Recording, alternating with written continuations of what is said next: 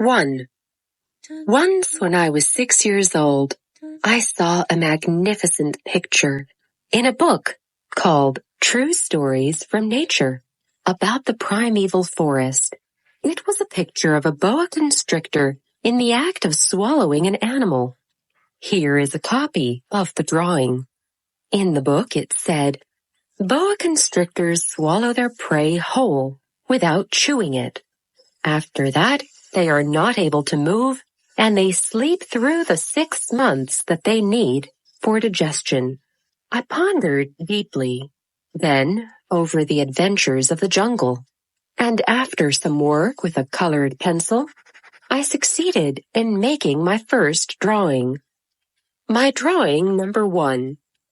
I showed my masterpiece to the grown-ups and asked them whether the drawing frightened them. But they answered, "Frightened? Why should anyone be frightened by a hat?" My drawing was not a picture of a hat. It was a picture of a boa constrictor digesting an elephant.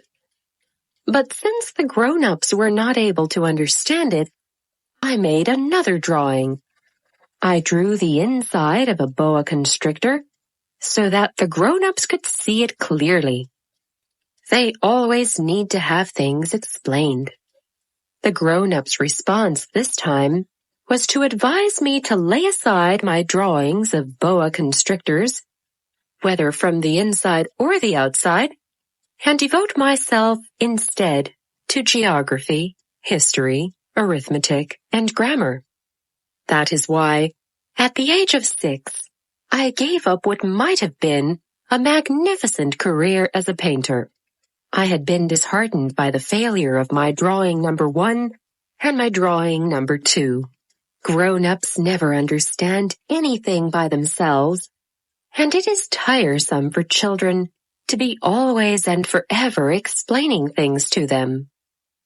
So then, I chose another profession and learned to pilot airplanes. I have flown a little over all parts of the world, and it is true that geography has been very useful to me. At a glance, I can distinguish China from Arizona. If one gets lost in the night, such knowledge is valuable. In the course of this life, I have had a great many encounters with a great many people. I have lived a great deal among grown-ups. I have seen them intimately, and that hasn't much improved my opinion of them. Whenever I met one of them, who seemed to me at all clear-sighted, I tried the experiment of showing him my drawing number 1.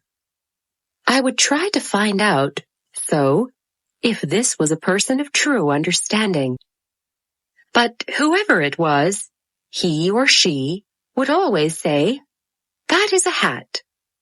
Then I would never talk to that person about boa constrictors, or primeval forests, or stars.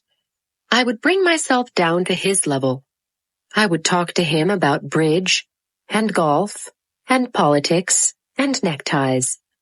And the grown-up would be greatly pleased to have met such a sensible man.